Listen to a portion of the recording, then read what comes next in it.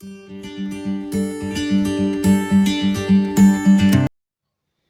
Students, welcome to mathematics world.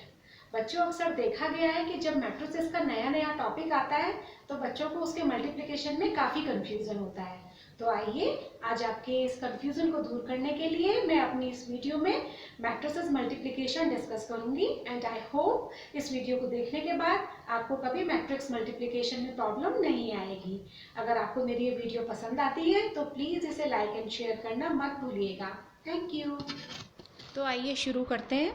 जैसा कि आप जानते हैं, मैट्रिक्स नंबर्स का एक रेक्टेंगुलर अरेंजमेंट होता है जो कि इस तरह से एक ब्रैकेट के अंदर क्लोज्ड होता है।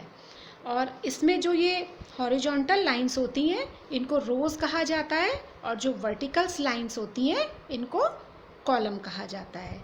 ये एक मैट्रिक्स ए है जिसमें कि 2 रोज़ हैं और कॉलम्स 3 हैं। तो जो इसकी नंबर ऑफ़ रोज़ होती हैं उसको हम पहले यहाँ पे डिनोट करते हैं और नंबर ऑफ़ कॉलम्स को हम यहाँ पर डिनोट करते हैं, और ये इस मैट्रिक्स का ऑर्डर कहलाता है। जैसे इस मैट्रिक्स का ऑर्डर हुआ 2/3। एक और हमारे पास मैट्रिक्स है बी जिसमें कि नंबर ऑफ़ रोज़ कितनी है 1 2 3 4 इसमें नंबर ऑफ़ रोज़ है एंड कॉलम है इसमें ओनली 2। तो ये इसके कॉलम हुए 2। इस मैट्रिक्स का ऑर्डर हुआ 4/2। तो इन जनरल हम ये कह सकते हैं कि अगर हमारे पास कोई एक मैट्रिक्स है जिसमें m तक नंबर ऑफ रोज हैं 1 2 3 up to m and 1 to n उसमें कॉलम्स हैं, तो उस मैट्रिक्स का ऑर्डर m/n कहलाएगा। और इसी में जितने जो एलिमेंट्स होते हैं, ये हर एक नंबर अपने आप में एक एलिमेंट कहलाता है। किसी भी मैट्रिक्स में जितने भी नंबर होते हैं हर इंडिविजुअल को हम एक एलिमेंट कहते हैं और हर एलिमेंट की अपनी एक फिक्स पोजीशन होती है। देखिए उस पोजीशन को हम किस तरह से डिनोट करते हैं। जैसे अगर यहाँ पर कोई एलिमेंट है जो कि फर्स्ट रो और फर्स्ट कॉलम में आता है तो उसको हम A11 से डिनोट कर सकते हैं, जिसमें जो 1 है वो फर्स्ट रो को डिनोट कर रहा है और बाद वाला 1 फर्स्ट कॉलम को डिनोट कर रहा है। उससे नेक्स्ट एलिमेंट फर्स्ट रो और सेकंड कॉलम में है तो उसको हम A12 से डिनोट कर सकते हैं। नेक्स्ट A13 और इसी तरह से लास्ट nth कॉलम तक जाते जाते उसकी पोजीशन हो जाएगी first row and nth column, यानी A1n। इसी तरह से जब हम नेक्स्ट रो में आएंगे तो देखिए अब सेकेंड रो है तो A2 एंड फर्स्ट कॉलम है A21। Next is A22, next is A23 and up to A2n। और इसी तरह से जब हम आगे चलते आएंगे और mth रो पे पहुंचेंगे तो mth रो का जो फर्स्ट एलिमेंट होगा उसकी पोजीशन क्या होगी AM1, नेक्स्ट इज AM2 और इस तरह से जब जो लास्ट एलिमेंट होगा उसकी पोजीशन हो जाएगी AMN, यानी कि ये mth रो का nth एलिमेंट है, mth रो का और nth कॉलम का एलिमेंट है। और इस मैट्रिक्स का ऑर्डर हो जाएगा m/n। मैट्रिक्स के मल्टीप्लिकेशन में हमें सबसे पहले एक चीज़ का ध्यान रखना होता है कि मैट्रिक्स की जो मल्टीप्लिकेशन होती है वो कॉम्यूटेटिव नहीं होती, यानी कि A cross B is not equal to B cross A। दोनों मैट्रिक्स हमें डिफरेंट मिलती हैं अगर हम A को B से मल्टीप्लाई करें या B को A से मल्टीप्लाई करें। आइए आगे चलते हैं। देखिए दो मैट्रिक्स आपस में कंपेटेबल है भी या नहीं, यानी कि उन्हें आपस में मल्टीप्लाई किया जा सकता है या नहीं, इसके लिए भी एक कंडीशन होती है कि हमें ये चेक करना होता है कि अगर हमें मैट्रिक्स A को मैट्रिक्स B से मल्टीप्लाई करना है तो number of column in A is equal to number of rows in B, ये कंडीशन होनी चाहिए। यानी मैट्रिक्स A में जो नंबर ऑफ़ कॉलम्स हों वो मैट्रिक्स B की नंबर ऑफ़ रोज़ के इक्वल होने चाहिए। हम इसको एक एग्जांपल से समझ सकते हैं। देखिए जैसे कि ये हमारे पास एक मैट्रिक्स A है जिसमें कि कितनी 2 रोज़ हैं एंड 2 ही कॉलम्स हैं, तो इसका ऑर्डर हो गया 2/2। और ये हमारे पास एक और मैट्रिक्स है जिसमें कि 2 रोज़ हैं और 1 कॉलम है, तो इसका ऑर्डर हो गया 2/1। तो ये देखिए, ये हमें चेक करना होता है कि क्या ये दोनों नंबर सेम हैं। ये ए का number of column and B का नंबर ऑफ रोज़, अगर ये दोनों नंबर सेम हैं तो हमारी मैट्रिक्स ए और बी आपस में कंपेटेबल हैं। एक और एग्जाम्पल देखिए, जैसे एक हमारे पास मैट्रिक्स है बी, इसका भी ऑर्डर 2/2 है, इसमें 2 रोज़ एंड 2 कॉलम्स हैं। और एक ये मैट्रिक्स हमारे पास सी, इसमें 3 रोज़ हैं और कॉलम एक ही है, इसका ऑर्डर हुआ 3/1। ये देखिए, ये दो नंबर सेम नहीं हैं इसमें, क्योंकि नंबर ऑफ कॉलम्स इसमें 2 हैं और बी में नंबर ऑफ रोज़ 3 हैं, तो ये दोनों सेम नहीं है, यानी कि मैट्रिक्स बी और मैट्रिक्स सी कंपेटेबल नहीं हैं। तो मैट्रिक्स ए और बी को आपस में कंपेटेबल होने के लिए ये दो नंबर सेम होना ज़रूरी है। तो हम कह सकते हैं कि मैट्रिक्स ए अगर हमारे पास है कोई और उसका ऑर्डर है m/n, तो एक मैट्रिक्स बी जिससे कि हमें मैट्रिक्स ए में मल्टीप्लाई करना है, उसका ऑर्डर n/q होना चाहिए। ये दो नंबर सेम होने चाहिए, तभी दोनों मैट्रिक्स आपस में कंपेटेबल कहलाएंगी, अदरवाइज नहीं कहलाएंगी।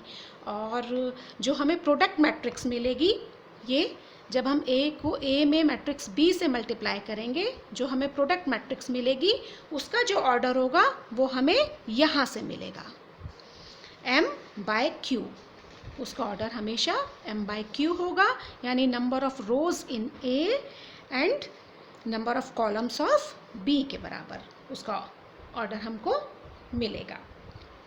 इसी में जब हम देखते हैं कि जो हमारी प्रोडक्ट मैट्रिक्स है, प्रोडक्ट मैट्रिक्स का जो एलिमेंट है, अंदर जो हमें एलिमेंट मिलेंगे, अगर हम उसके एलिमेंट की पोजीशन को AIJ से डिनोट करें, यानी उसकी किसी ith रो और jth कॉलम का जो एलिमेंट है वो हमें कहाँ से मिलेगा, वो एलिमेंट हमें मैट्रिक्स A की ith रो और मैट्रिक्स B के jth कॉलम के कॉरस्पॉन्डिंग एलिमेंट के मल्टीप्लिकेशन के सम से मिलेगा।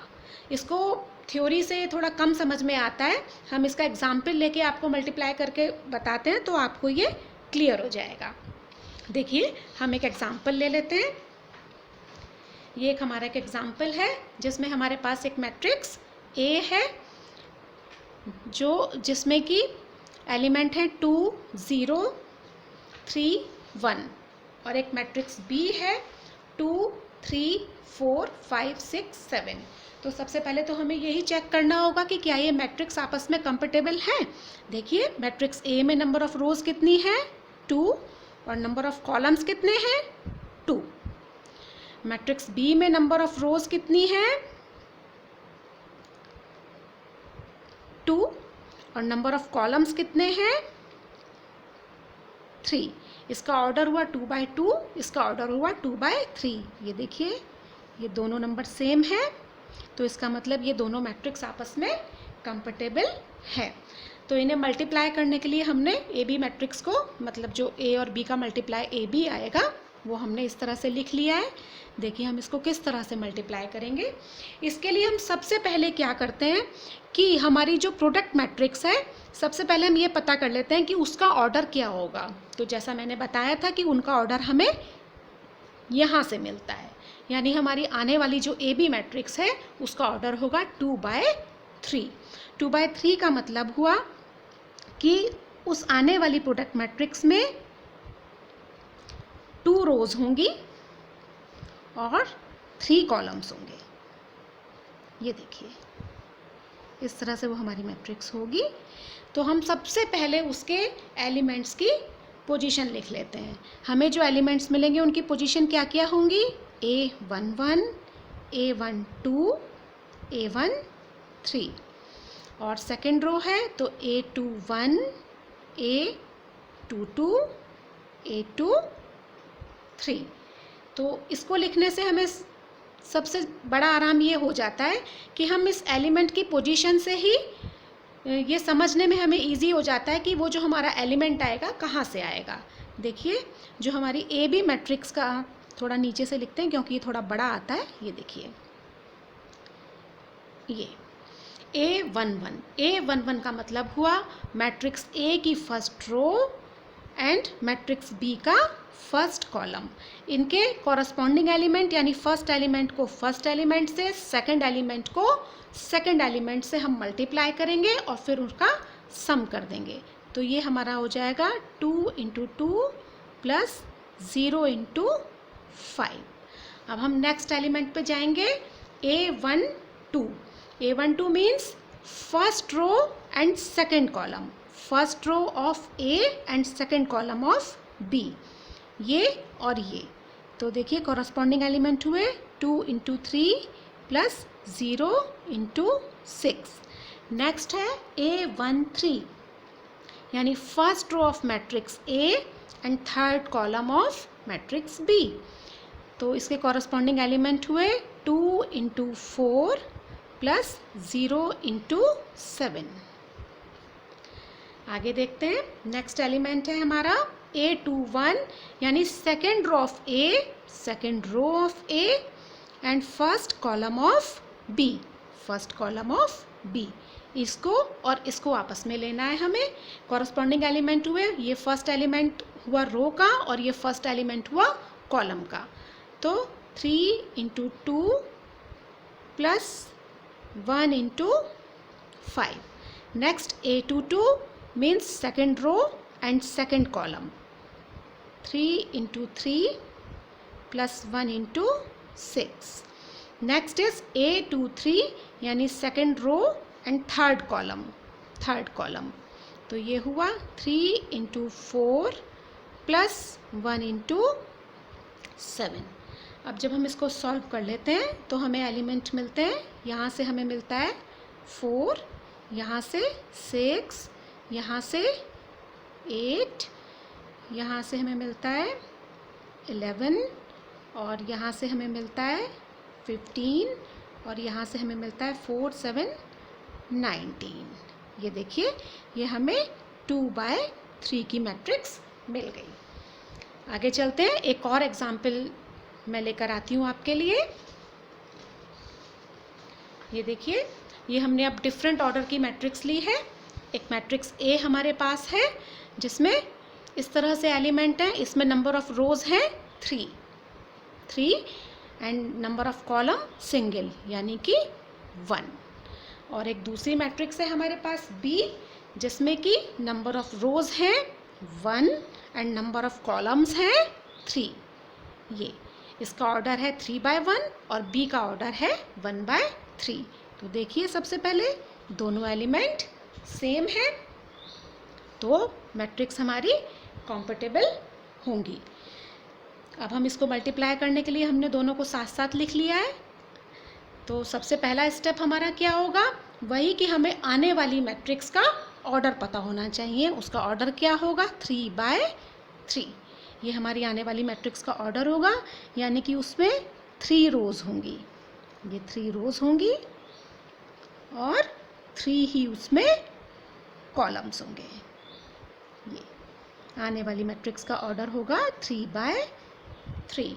तो उसके एलिमेंट क्या होंगे A11, A12, A13, A21, A22, A23, A31, A32, A33।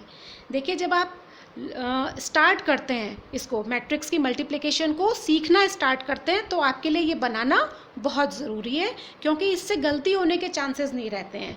फिर जब आपकी प्रैक्टिस में आ जाएगा तो आप डायरेक्ट भी मल्टीप्लाई कर सकते हैं, आपको इसको बनाने की ज़रूरत नहीं रहेगी। देखते हैं हमारे एलिमेंट किस तरह से आएंगे हमारे पास। First row and first column, matrix A की फर्स्ट रो और मैट्रिक्स बी का फर्स्ट कॉलम। तो first row and first column यानी 1 × 2। नेक्स्ट इज मैट्रिक्स ए की फर्स्ट रो और मैट्रिक्स बी का second column, first row and second column यानी कि 1 × 5। 1 3 यानी कि ए की फर्स्ट रो और बी का third column, first row and third column, then 1 into 6. A2 1 यानी मैट्रिक्स ए की second row and matrix B का first column, second row and first column यानी कि 2 into 2. नेक्स्ट इज A2 2 यानी कि second row and second column, 2 into 5. A2 3 यानी कि second row and third column, 2 into 6. A3 1 matrix A की third row और matrix B का first column, third row and first column यानी कि 3 into 2. Next is A3 2 यानी third row and second column, third row and second column, 3 into 5. A3 3 यानी कि third row and third column, third row and third column, ये देखिए 3 into 6. तो हमारी matrix क्या आ जाएगी? 2 5 6 4 10 12 6 15 18. देखिए हमें 3/3 की मैट्रिक्स मिल गई है. आइए एक और एग्जाम्पल लेते हैं. थोड़ा डिफरेंट ऑर्डर की अगर हम मैट्रिक्स से प्रैक्टिस करेंगे तो हमें ज़्यादा अच्छे से क्लियर हो पाएगा. ये हमारे पास एक मैट्रिक्स है ए जिसमें कि 3 रो हैं. ये 3 रो हैं और इसमें नंबर ऑफ कॉलम्स है 2. तो इसका ऑर्डर हुआ 3/2. एक मैट्रिक्स बी है जिसमें कि नंबर ऑफ रोज हैं 2 और नंबर ऑफ कॉलम एक ही है, सिंगल 1. तो ये देखिए दोनों नंबर सेम है यानी कि हमारी मैट्रिक्स कंपेटेबल है.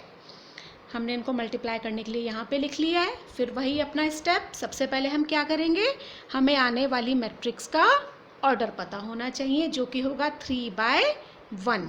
3/1 का क्या मतलब हुआ कि हमारी आने वाली मैट्रिक्स में 3 रो होंगी और कॉलम एक ही होगा, सिंगल कॉलम होगा उसमें.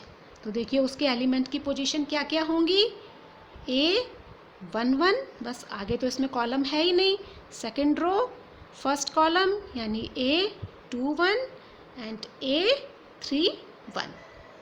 देखिए अब हम इससे एलिमेंट किस तरह से निकालेंगे. A11 यानी कि मैट्रिक्स ए की first row and matrix B का फर्स्ट कॉलम. तो ये हुआ 2 into 2, 2 into 2 plus 4 into 4. Next is A21 यानी कि second row and first column, 3 into 2 plus 2 into 4. आगे है A31 यानी कि third row and first column, 0 into 2 plus 1 into 4. हमें मैट्रिक्स मिल जाएगी 20 14 एंड 4. ये हमें एक 3/1 की मैट्रिक्स मिल गई. तो आपने देखा डिफरेंट ऑर्डर की जब हम मैट्रिक्स लेके प्रैक्टिस करते हैं तो बहुत अच्छे से हो जाता है. आइए अब मैं आपके साथ कुछ क्वेश्चन डिस्कस करना चाहूँगी जो कि जनरली बुक्स में दिए होते हैं और एग्ज़ाम्स में पूछे जाते हैं, क्योंकि डायरेक्ट मल्टीप्लिकेशन तो एग्ज़ाम्स में काफ़ी कम पूछा जाता है.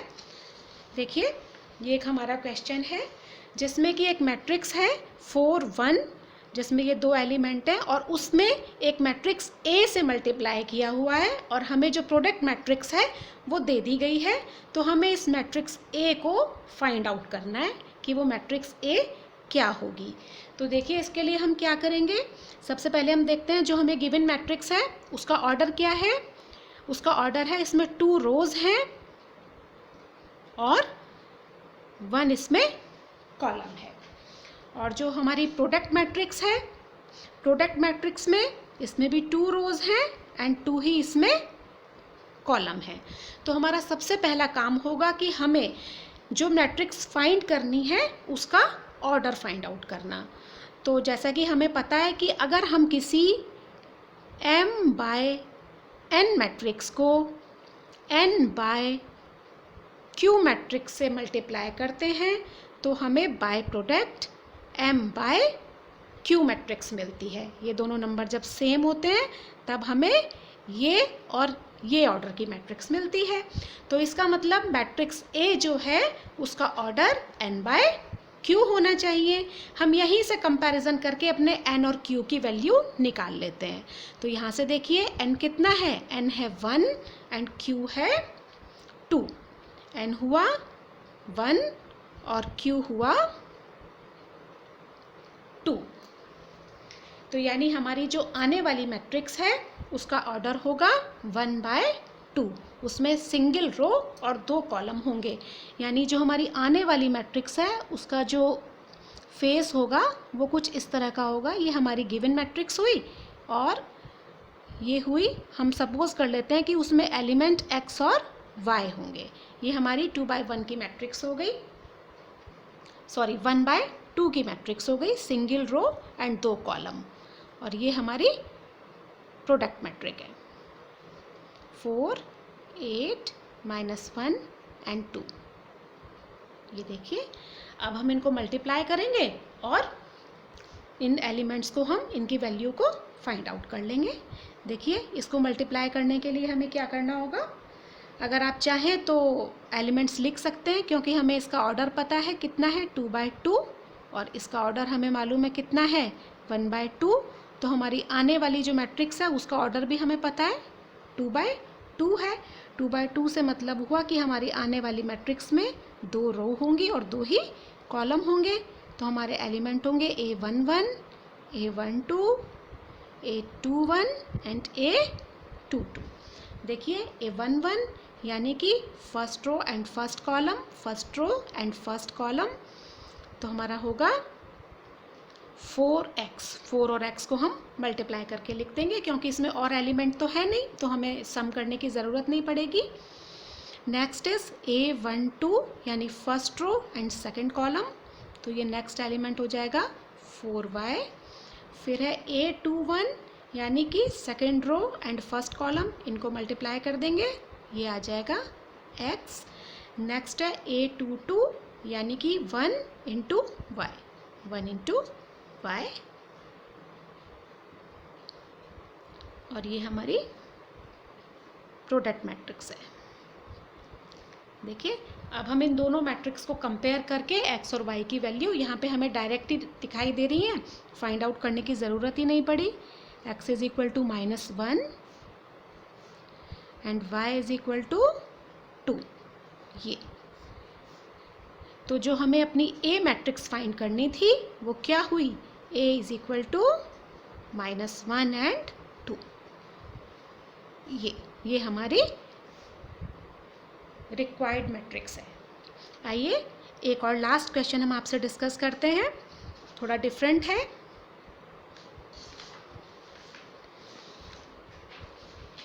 इसमें हमें एक मैट्रिक्स दी गई है A मैट्रिक्स है 3 -4 -1 एंड 2 और हमें एक B मैट्रिक्स को फाइंड आउट करना है।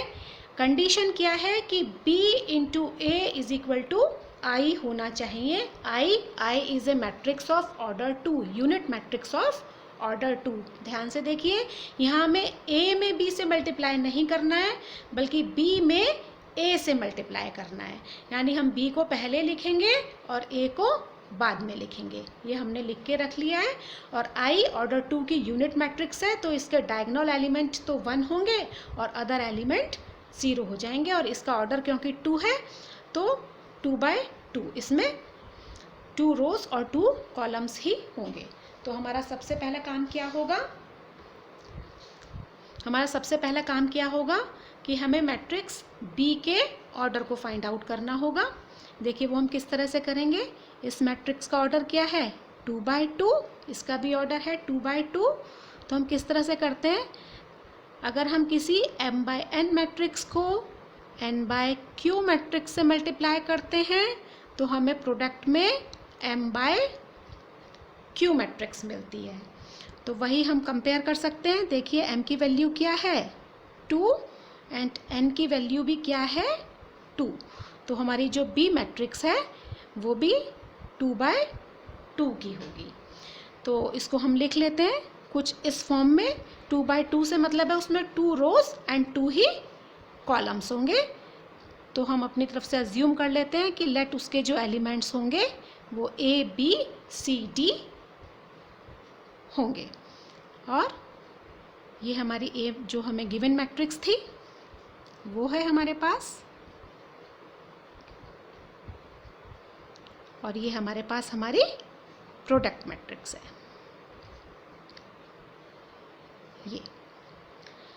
तो हमें क्योंकि इसका ऑर्डर पता है, देखिए हमारी जो आने वाली मैट्रिक्स है उसका ऑर्डर 2/2 है।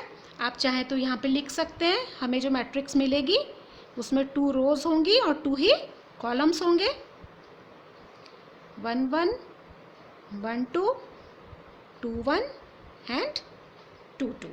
तो जब हम इनको मल्टीप्लाई करेंगे तो हमें किस तरह से मिलेंगे एलिमेंट्स। देखिए A11 यानी कि फर्स्ट मैट्रिक्स की फर्स्ट रो और सेकंड मैट्रिक्स की फर्स्ट कॉलम, A इंटू 3 यानी 3A एंड B इंटू 1 यानी कि -B। नेक्स्ट इज A12 यानी first row and second column. तो हमें क्या मिलेगा -4A and 2B plus 2B। Next is A21 यानी कि second row and first column, C and 3C -D, -1 and D को मल्टीप्लाई करेंगे तो -D। नेक्स्ट इज A22 से हमें क्या मिलेगा second row and second column यानी कि -4C and plus 2D plus 2D। ये देखिए ये है, और ये हमारी प्रोडक्ट मैट्रिक्स है।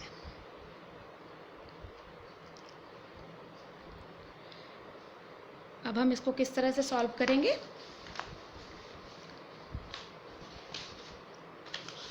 यहाँ पे रख लेते हैं हम इसको।